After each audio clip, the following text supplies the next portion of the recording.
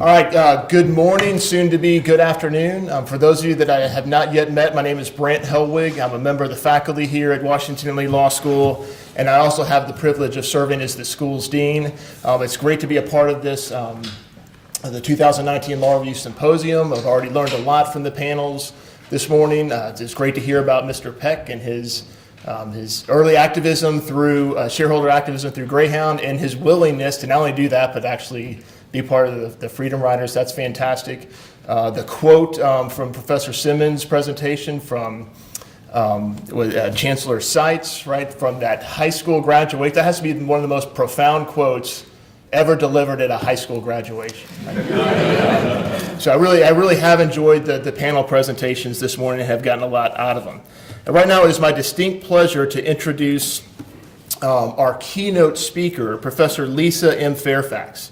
She is the Leroy Sorenson Merrifield Research Professor of Law at the George Washington University Law School, where she also serves as the director of the GW Corporate Law and Governance Initiative. She's a nationally recognized expert on shareholder activism, and she's also the author of this book, Shareholder Democracy, a primer on shareholder activism and participation, which she published in 2011 through Carolina Academic Press. Her scholarship is focused on all manner of corporate governance issues, including fiduciary duties, corporate boards, shareholder activism, as well as securities fraud. Professor Fairfax has contributed to the scholarly work of the Washington & Lee Law Review in particular. In 2002, she published an important article entitled Doing Well While Doing Good, Reassessing the Scope of Directors' Fiduciary Obligations and For-Profit Corporations with Non-Shareholder Beneficiaries. Just looking at the title, the whole idea of non-shareholder beneficiary strikes me as really interesting. Professor Fairfax has served on the Committee on Corporate Laws of the Business Law section of the American Bar Association. That's the group that created and periodically revises the Model Business Corporation Act. Professor Fairfax also is a member of the National Adjudicatory Council of the Financial Industry Regulation Authority. That's a mouthful. Everybody refers to it as FINRA. And she's a former member of FINRA's NASDAQ Market Regulation Committee. In 2015, Professor Fairfax was nominated by then President Barack Obama to serve as a commissioner on the U.S. Securities and Exchange Commission. In addition to her numerous academic accomplishments, Professor Fairfax has considerable practice experience as well. Before entering academia, she practiced corporate and securities law with the law firm of Ropes & Gray LLP, both in Boston and in the District of Columbia. Her practice included venture capital transactions, public offerings, private placements, and mergers and acquisitions. Professor Fairfax graduated from Harvard Law School and Harvard College with honors. It's a pleasure to have her with us this afternoon, and please join me in giving her a warm welcome. Thank you very much. You got to thank the dean. Anyone who would promote my book in this moment, it's available on Amazon. And thank Professor Sarah Hahn, Claire Flowers, the rest of the Washington & Lee faculty, staff, and students. As the dean suggests, you guys have a special place in my heart because you published one of my very first pieces, and did an outstanding job with shepherding me through that process.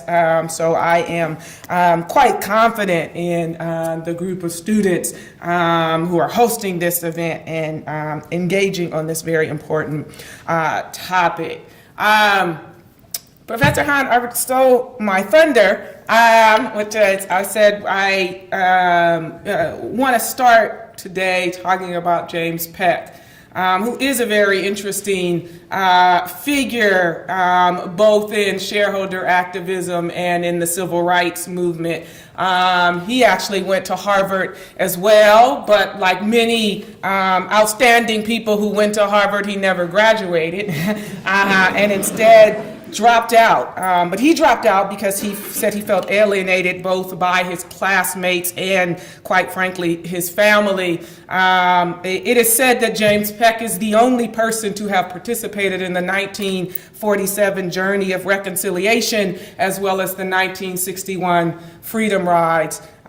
It's not clear where actually I think he got his activism. His father passed away while he was very young, and his mother was an acknowledged racist and referred to black people as coons. But in 1947, Peck, in the Journey of Reconciliation, which was essentially a bus journey traveling throughout the South, was attacked by an angry mob of white men, and at that point was left only with a few bruises and no stitches. That, of course, did not dissuade him in his activism, and in May of 1961, Peck participated in the Freedom Rides. If you know about the Freedom Rides, you know that they were actually two buses that departed from Atlanta going to Alabama. The first bus was a Greyhound bus. The Greyhound bus left, but never arrived at its destination, and that's because it was bombed. And is the subject of many pictures that flashed across the nation. The second bus was the bus that Peck boarded. He actually boarded a Trailways bus. The bus was stopped an hour into its departure by a group of Klansmen who proceeded to beat many of the people on the bus, Peck being one of them. But after receiving stitches, he got back on the bus with some of his fellow passengers who could do the same, and they continued their journey into Alabama. Of course, in Alabama, they were met by the police commissioner, Bull Connor, and a crowd of Klansmen. The first three people off the bus were Peck and two others, and they were severely beaten by the Klansmen. Peck was taken to a hospital but refused treatment because it was a segregated hospital. He ultimately did get treatment. And it was really his participation in the 1961 Freedom Rides that led to some of his notoriety. Part of that notoriety was due to the fact that James Peck was white. He, along with the two other black men's face, were plastered, of course, all over the media, but he gained, if you will, popularity for being a white civil rights hero, and he really was a civil rights hero, white or black, but certainly engaged in a variety of different civil rights tactics. As you know, though, this encounter in 1961 was not his first encounter with the Greyhound bus and the Greyhound bus system. 10 years earlier, of course, Peck was involved in another episode of activism. And in fact, it was 68 years ago this week, February 13th, 1951, where Greyhound sent a letter to the SEC informing the SEC of its intention to exclude Peck's shareholder proposal. The proposal was quite straightforward, and it just said, quote, a recommendation that management consider the advisability of abolishing the segregated seating system in the South. Greyhound indicated that it was going to refuse to include the proposal on its proxy statement because the proposal was, quote, not a proper subject for shareholder action.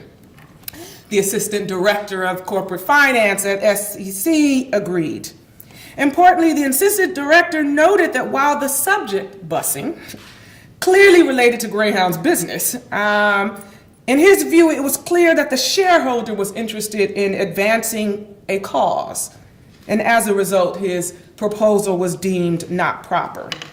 Peck, as we heard from your professor, took his pursuit to the courts. But in an interesting twist, he took it to the courts trying to get a temporary injunction of the solicitation process, which allowed the court to deny his injunction on administrative grounds.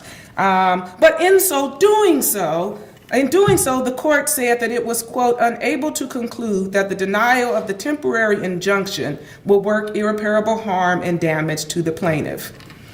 I submit that Peck and his fellow riders on the Greyhound bus would disagree with that assertion. 1952, of course, we saw the SEC doubling down on its response to Peck by altering the shareholder proposal rule to exclude proposals made, quote, primarily for the purpose of promoting general economic, political, racial, religious, social, or similar causes. The SEC, of course, claimed it wasn't doing this solely as a response to Peck's proposal, and it said, this is actually a position we've held since 1945. The good news is, since 1945, since 1952, the shareholder proposal rule has evolved, giving way to amendments first in 1976 and then in the 1980s that essentially now enable shareholders to put proposals on the proxy statement that focus on issues that kind of transcend the business. And so we saw this discussion by Professor Harper Ho about the ordinary business rule, but the exception is, of course, if it turns out that it's something that we think transcends business, a socially significant or politically or otherwise significant issue, then it can appear on the proxy statement. Nevertheless, it's the case that we continue to grapple with issues at the crux of what Peck's proposal was fighting about. And the issues, I believe, kind of come down to two separate things that I want to talk about today. The first is, what is a proper subject of corporate action? And the second is, should shareholders be the ones advancing whatever those proper subjects are? I should take one step back just to let you know I've always been committed to social activism and social justice. When I therefore use my law degree to pursue corporate law, and then again use my academic pursuits in pursuit of teaching and scholarly interests focused on corporate and securities market, many of my friends looked at me cross-eyed. I'm like, what does this have to do with the pursuit of social justice and activism? For me, the answer was easy. Businesses, especially for-profit businesses, represent the engine for innovation and change. Art, music, technology, social media, the sharing economy, all of these things are brought to you, my friends, by the for-profit business. And if they are the engines of innovation and change, why can't we extend that to social realm? Larry Fink, who you guys have kind of heard a lot about, he's the CEO of BlackRock, has said society is looking to companies to address pressing social and economic issues. Issues ranging from environmental to retirement to gender and racial equality. So I put myself on the side of people like Larry Fink who say, all right, why not have the corporation engage around these issues? So as you can imagine, my answer to those questions about what the corporation should do and how shareholders should engage around that doing is simple. The corporation should focus on more than just profit. And shareholders should be a part of that focus. So again, I just want to do three things. Talk about corporate purpose, which is a debate that many of us in the corporate community have seen over and over and over again. And then talk about shareholder power. Now when we talk about when we talk about corporate purpose, you immediately confront, right, a lot of haters. A lot of naysayers, a lot of people who say, this is not what the corporation should be doing. And they give a variety of different reasons. I'm going to tackle the big three. The big three is what they feel like should be obvious to anybody who can read. It says for profit. We should be doing stuff. Oh, wait, for profit, they say. I'm mimicking. And what they do, of course, is part to many cases. Revlon, the off-sided Dodge case. I'm sure you guys are students of that case, right? A business organization is organized and carried on primarily for the profit of its stockholders. They also will then start quoting you Milton Friedman and all the economists, and they all, right? Oh my goodness, there's so much rhetoric. So much. All right. And my response to that, right, we're all supposed to be, is rhetoric is nice, but there are several things that suggest that rhetoric actually should not see the light of day. That the presumptions embedded in that rhetoric are at best questionable and contestable, and at worst really inapplicable to the way in which corporations can and should operate. First, and most importantly, admittedly, while there are many legal and extra-legal measures, including, quite frankly, disclosure requirements that pressure corporations to focus on profit, particularly on short-term profit, there is really no corporate law that requires them to do so. In fact, we all know if we study corporate law, the business judgment rule gives directors considerable discretion and freedom to basically do whatever they want. And they can do it, of course, not only in the pursuit of shareholders, but we also have seen cases where they do it in a way that actually preferences the interests of others over shareholders. Second, there is a growing recognition by almost everyone in the corporate community that profit maximization is inexplicably tied to the pursuit of these other concerns, right? And you actually saw it in the last panel. This idea that now the three largest asset managers have got on board with the sentiment that, listen, we have to care about more than just short-term profit maximization. You see it with mutual funds and other shareholders that are starting to recognize the link between what happens in the economic sphere and what happens in kind of broader society. And that's because the truth of the matter is you can't really maximize profit, particularly in the long run, without paying heed to others within your sphere. You need employees to work. You need creditors to lend. You need suppliers to supply.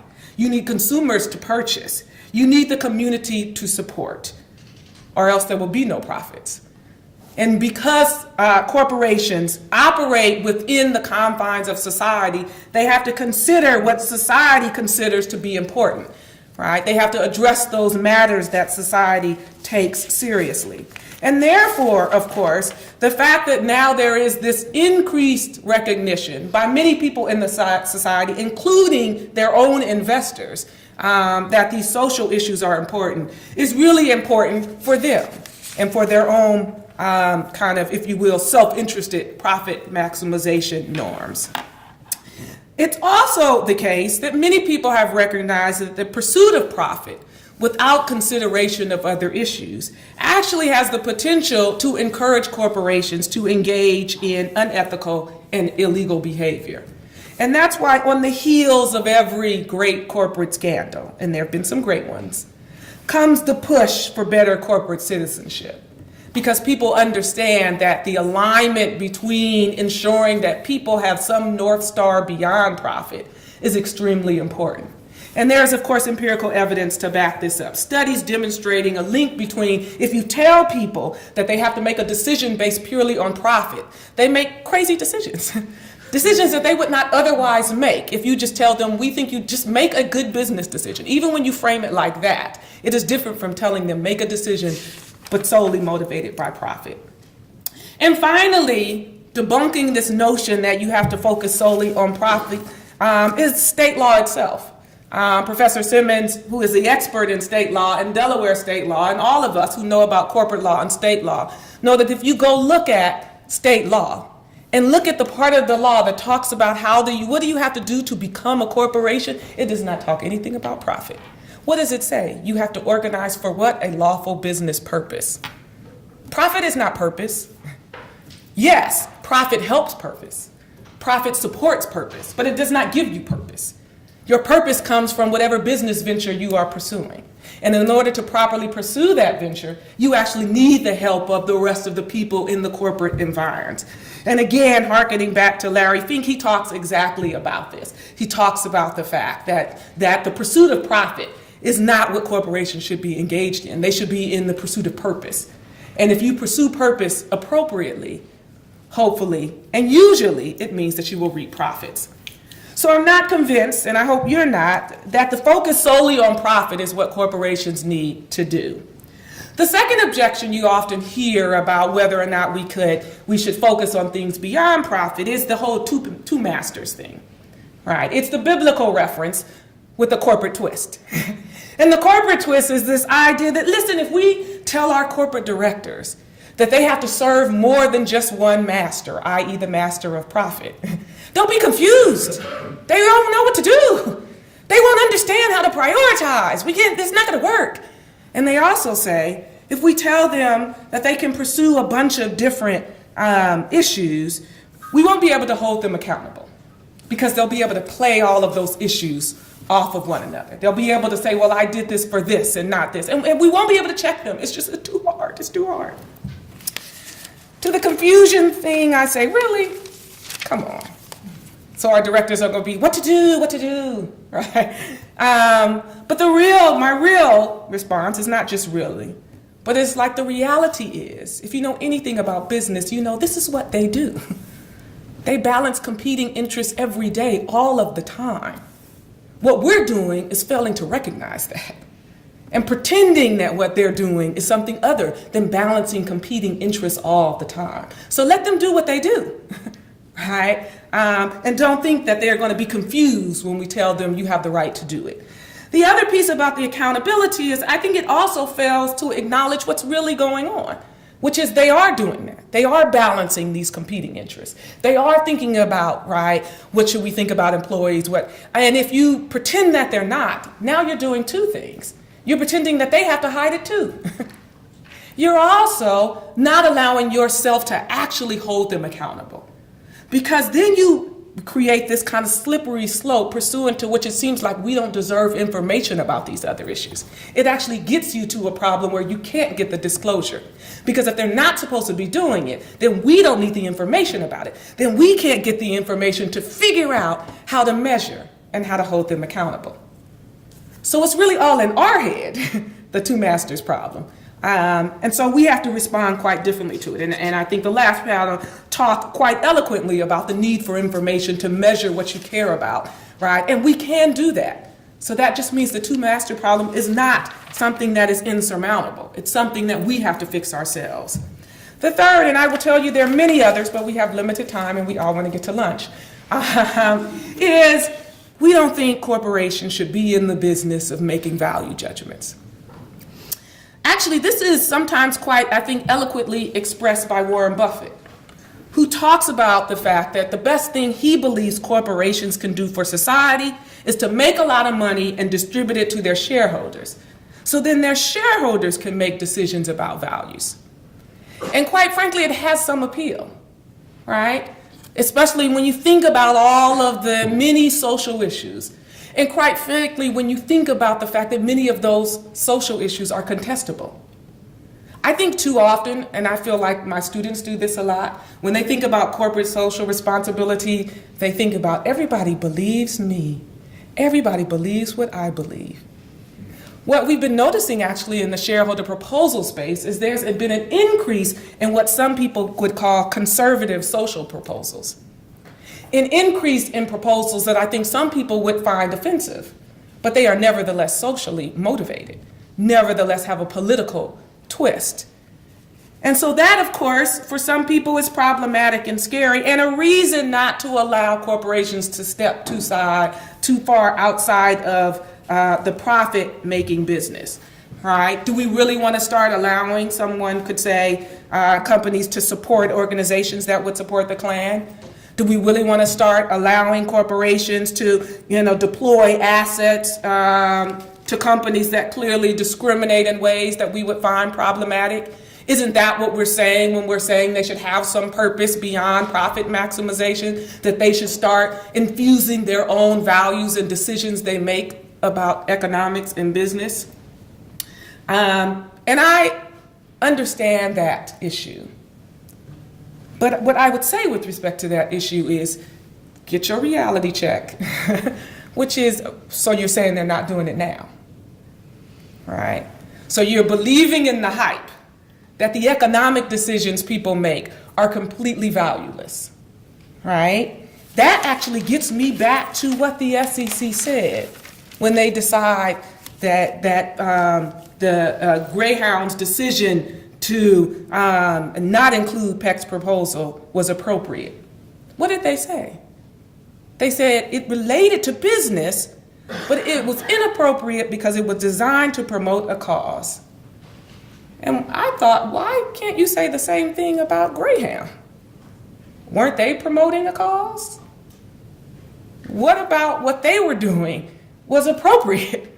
Oh, I know, it's because it was the status quo. Turns out, if your values are imbued in the status quo, that's a business decision. But if you push back against the status quo and you use your values, oh no, that's a cause. That's a gadfly, right? That's now a problem that has to be dealt with. So we have to, I think, acknowledge the reality that corporations are run by men and women, that men and women have values. And then when men and women make decisions, they don't necessarily leave their values at the door. And as soon as we recognize that, we recognize, let's just go all in. It's going to be messy, but at least we're acknowledging, I think, the messiness. And that's why, for me, none of these reasons are really sufficient to suggest that corporations shouldn't be engaging in social activism. And I guess what I'm really saying to you is I believe corporations are already engaging in, right, the promotion of some value, some social issue. Right? They're already balancing these competing concerns. And what we need to do is shine a better light on that and to have a better understanding and a better recognition of that and figure out, right, how do we get them to do it in service of things that we believe are good versus things that we believe are problematic. Because as I said before, business is the engine. It is the engine that drives innovation and change. And therefore, it makes sense to me, at least, that we should use that engine to drive social innovation and change. But that, of course, only answers one part of the puzzle. Should businesses be engaged in this work? Should they be doing it either wholly or on the margins, et cetera? And obviously, I just said to you, yes. But even while some people acknowledge that businesses should be engaging at some level in this kind of, if you will, activism or focus on social issues or sustainability, and we know there's a whole bunch of labels associated with it, but I think most people would agree with that at some level. There are many people who would disagree that shareholders should lead the charge. The kind of late and kind of definitely will be Miss Lynn Stout, who recently passed away, but whose heroic work related to team production theory and mediating hierarchy is one of those people who believes and who believed until she, I think one of even her last articles was about one of this very issue. That is, in the work that she does with regard to corporations and fiduciary duty, she's quite clear that corporations can and should owe a duty, right, to everybody, including shareholders, but not excluding the many other constituents that are in the corporate landscape. But she was very much against shareholder power, and she called it toxic, among other things. And what she did is talk about the parade of horribles that could come with increased shareholder power. You must admit, in listening to Professor Carrie Martin Shelby in her struggle to find hedge funds engaged in this work, right, that in fact there is some there.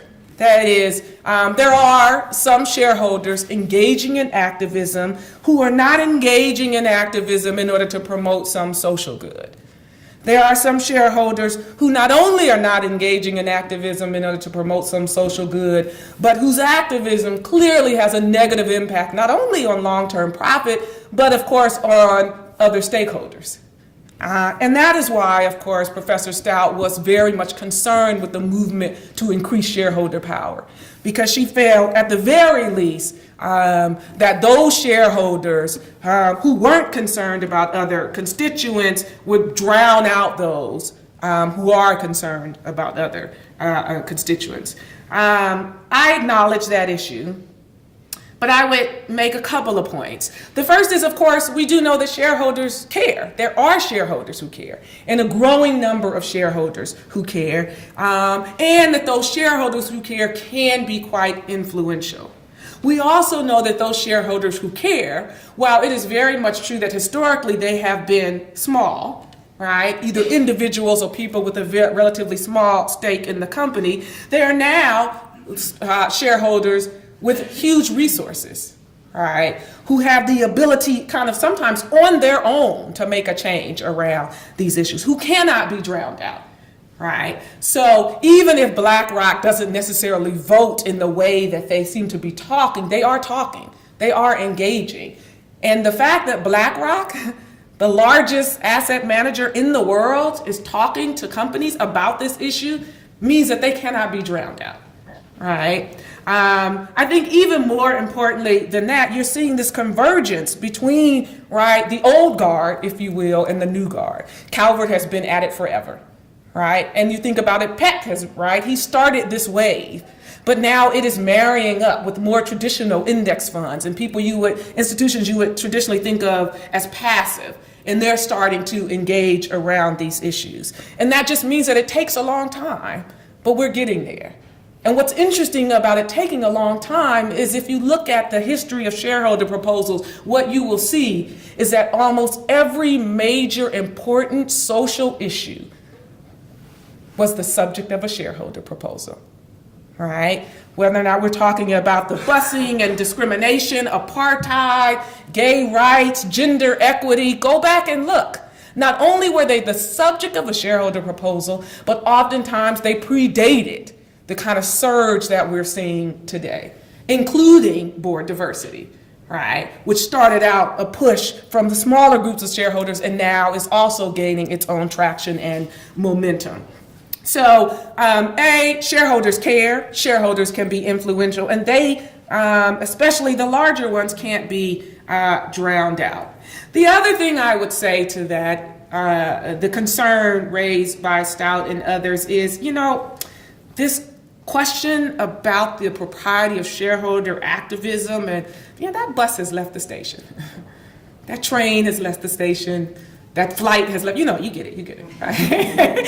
What I'm saying is it's done. Shareholder activism is. Shareholder engagement is, right? And by that, I mean it is the norm. It is the new normal. These institutions exist, and oftentimes some of the ones that we're most afraid of, they don't need the shareholder proposal process. They don't need these other things in order to get a voice with management and directors. They can do it outside of those boundaries, right? And oftentimes when we close the door on some of these other mechanisms, we're closing the door on these types of shareholders, the ones that actually may care about the kind of broader mix of corporate constituents. And I was actually at a roundtable a couple weeks ago and was heartened to hear actually some people who used to be firmly against shareholder activism not only now acknowledging there's nothing we can do about it, but more importantly saying, and we now realize that the fix is that we've got to go and find the shareholders who can be our allies, right? Who can push back against those shareholders that we may think are a disruptive force, who can push back against those shareholders that don't allow us to focus on long-term sustainability and all of what that means in terms of our corporate constituents. So you see, I think what we can appreciate and understand is they have to be able to join forces, right? We actually need them in this fight to ensure that the corporation could focus on other issues. The other thing I would just note, and I think especially important given that it was brought up in the other panel, is, some people say we shouldn't promote shareholder power, activism, et cetera, because there's too much of a risk the shareholders are going to pursue their own personal agenda. They do the whole, right, they're going to have their own personal politics. My first response to that is, there's an app for that. What I mean by that is there's already a provision in the proposal process that says that if your proposal is about some personal grievance, it can be excluded. So I don't understand what the issue is. Oh, yes, I do. The issue is the same one I just alluded to. This notion that people are calling personal grievances when they're not personal grievances, right? They're actually important social issues. Right? They're not, right, some sideline thing that has nothing to do with your business. They go to the heart of your business. What you are promoting a business that segregates buses. That's not my personal issue, right? That's something about your business model that I think we need to talk about because it's going to have a social impact, because it's going to have a long-term impact. And Professor Hahn was saying she wasn't willing to speculate about what would have happened. But let's do that for a moment. 1951, you used all of your resources and energy to exclude this thing that you wanted to pretend wasn't about your business. And 10 years later, right, your business is all over the front pages of the newspaper. People are bombing your business. I'm sorry, people are dying as a result of your business. This was an issue that maybe if you had taken up, maybe if you had discussed, maybe if you had engaged, maybe could have turned out differently. Maybe not, but maybe it would have. And what would have been the cost of you allowing that conversation to begin? Because that's the other thing people say, oh, it's so costly. It's such a nuisance and it's so costly. And that's because usually they're not figuring the cost on the other end. That's what we ignore. And that's what people who are talking about the importance of thinking about long-term sustainability, that's what we're saying you can't ignore. There's a price to be paid, right? And we all know if you don't pay it now, you're going to pay it later. Somebody's going to pay it, right? And I'll just say this last piece, which is on the cost. Because I was also at an SEC roundtable, and it was about the shareholder proposal rule and whether or not it needed reform.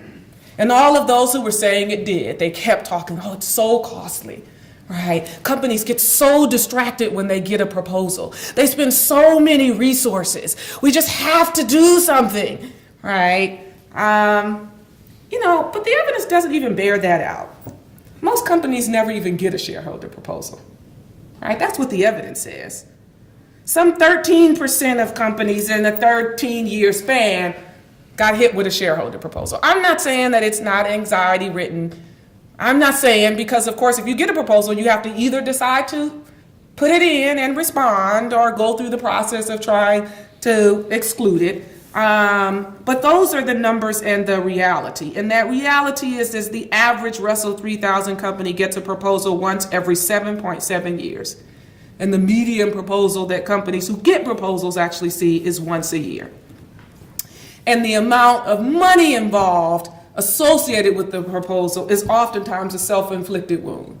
And by that I mean, of course, the more you fight, the more money it's going to cost, right? And you hear even Chair Pitt saying, why don't you guys just put it on there, right? What's the worst that could happen? The vast majority of these things don't even pass. Right? If you think it's about a personal issue or some small thing that no one would care about, then what are you fighting about? Oh, I know. It's not about something no one would care about, isn't it? And more importantly than that, because this was what happens with these proposals, it's going to force you to take a stand. And no, we don't want to do that. All right. So certainly, and I don't mean to belittle, I understand that there's cost involved. I understand that many can think of it as a nuisance. I understand that it can be distracting. I understand that some people may use the process for their own personal reasons and their own personal gain. I understand that some shareholders might not care about this issue and therefore may be giving them power. Because once you give power, it's hard to kind of discriminate amongst the group of shareholders. I understand that once you do that, it could have repercussions that maybe we don't even appreciate and understand. Having said all that, though, as you can see, I firmly support shareholders' right to engage on these issues. And I think historically what we've learned is that shareholders do a pretty good job of it. That they actually tend to be on the leading edge of some very important issues that at the time for many may have seemed fringe or personal, right, or just a cause. And now only decades later do we realize, right, it is a major issue that will in fact impact your bottom line. My talk, in case you didn't realize it, was shareholder activism as a tool for social activism. I think I got to change the title. I don't know. I'm still working. As you can imagine, right, what I ultimately come down on is saying I think it's a good thing and it's something that we should all use. Finally, I would just say what to watch.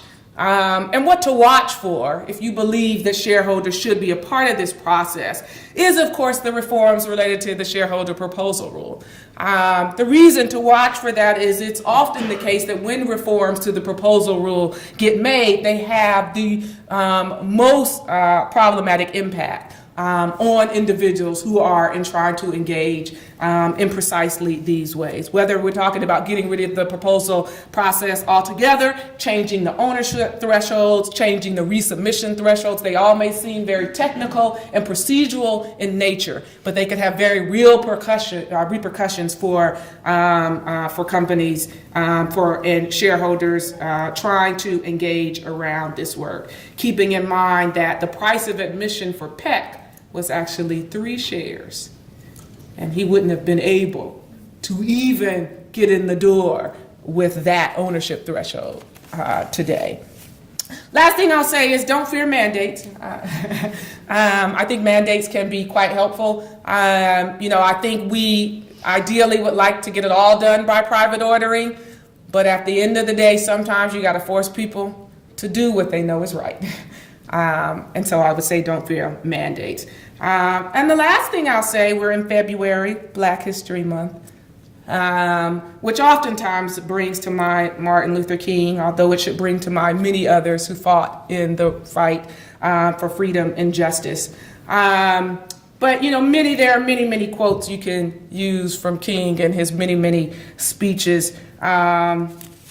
One speech that he gave towards the end of his life was a speech on Two Americas.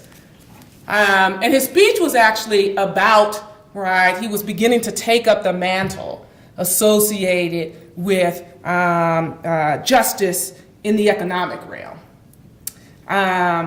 And quite frankly, a lot of the speech, he was defending his decision to do so, right? And at the end of the speech, he and I'm going to paraphrase a little, but he said, I answered a man the other day who told me I should stick to civil rights and not deal with the issue of the Vietnam War or the poor or this whole economic thing. I told him I've been fighting too long and too hard against segregation to end up segregating my moral concerns. And the fact is that justice is indivisible. Injustice anywhere is a threat to justice everywhere. Here's the thing, I know you probably heard that last quote before. You probably thought he was talking about people doing right, you thought he was talking about civil, he was talking about economic rights. He was talking about we can't divide. He was talking about what I just told you, which is, our economic systems embody values. Our economic decisions embody values. And so it only makes sense that when we pursue, those decisions, when we engage those systems, that we engage them with some idea of values and how we want those values to be played out. So obviously what he was doing there was giving a call to arms to all of our institutions and all of those who are interested in fighting for justice and saying, let's work together. And that's what I would say today. Corporations can be just. Corporations can be equitable. Corporations can do good, and they will do good. And they've shown that they are good. We just have to support them in that endeavor. Thank you.